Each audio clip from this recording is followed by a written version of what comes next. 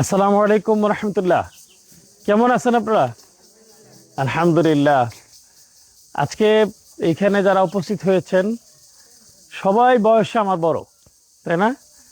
আপনারা আমার মায়ের মতো বয়স, আমি আপনাদের সন্তানের মতো। ঈদ আসলে সকল সন্তানই চেষ্টা করে তার মায়ের জন্য কিছু না কিছু করার, তাই না? এই জন্য আমি আপনাদের সন্তান হিসেবে আজকে আসছি, যতটুকুই সামর্থ্য কুলাইছে সেই সামর্থ্য অনুযায়ী আপনাদের পাশে দাঁড়ানোর জন্য, আপনাদেরকে উপহার দেওয়ার জন্য। উপহার দিতে পেরে আমি নিজে একটু স্বস্তি বোধ করছি। তবে আরও ভালো, আরও বেশি দিতে পারলে আরও ভালো লাগতো। আল্লাহর পক্ষ থেকে যেটুকু ফয়সলা হয়েছে, যেটুকু সুযোগ হয়েছে, সামর্থ্য হয়েছে, এটাই আপনাদের কাছে নিয়ে এসেছি। আপনারা এই উপহারটুকু গ্রহণ করবেন, সন্তান হিসেবে দোয়া করবেন। আপনাদের সন্তান হিসেবে দোয়া করবেন। দোয়া করবেন তো ইনশাল্লাহ? দোয়া করবেন আল্লাহ যেন আরো বেশি করে আপনাদের কাছে আসার, খেদমত করার, আপনাদের পাশে থেকে সুখে দুঃখে কাছে থেকে কাজ করার তৌফিক আল্লাহ যেন আমাকে দান করেন।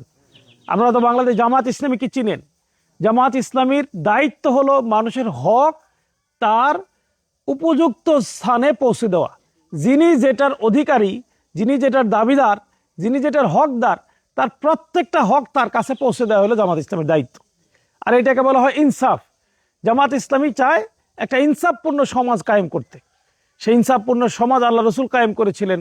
ইনসাফপূর্ণ সমাজ পরবর্তীতে যারা দিন প্রতিষ্ঠার জন্য কাজ করেছেন, আল্লামা দেলোয়ার হোসেন সাঈদীর নাম শুনেছেন, তিনি এমপি ছিলেন, তিনি তার এলাকার মানুষের কাছে ইনসাফ পৌঁছে দিয়েছিলেন। এই জন্য তিনি দ্বিতীয়বার এমপি হয়েছিলেন। এজন্যে আপনাদের মাধ্যমে আমরা চাই হলো সমাজটাকে ইনসাফপূর্ণ সমাজে পরিণত করতে। আপনাদের দোয়া চাই, সহযোগিতা চাই। আল্লাহ যেন সেইভাবে কাজ করার আমাদেরকে তৌফিক দান করেন, আপনাদের পাশে থাকার তৌফিক দান করেন, আপনাদেরকে আল্লাহ যেন সুস্থতা রাখেন, সেজন্য আপনাদের জন্য দোয়া করে আমার কথা শেষ করছি। আমিন। আসসালামু আলাইকুম রহমতুল্লাহি ওয়া বারাকাতুহু।